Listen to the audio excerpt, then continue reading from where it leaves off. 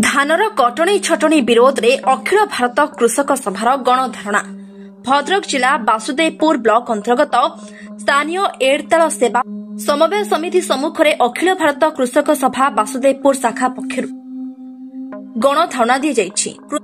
कृषक सभा बासुदेवपुर शाखार सभापति हरिहर बेहेरा नेतृत्व में 50 रु ऊर्ध्व चाषी माने धानर कटणी छटणी विरोध में गणधारणा देछन्ति। जदि सरकार किछि पदक्षेप न नियंती राजरास्ता को ओह्लाइबे बोली चाषी भाई माने कहिसन्ति।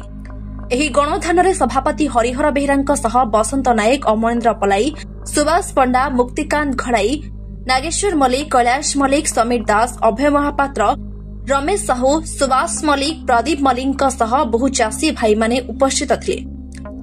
बासुदेवपुर पुलिस प्रशासन धारणास्थल में उपस्थित रहिथिबार देखा जायछि। रिपोर्ट लेखा सुधा गणधारणा जारी रहिछि। एड़ताल सेवा समवाय समितिर मु जणे चाषी भाव पंजीकृत कर धान दवाई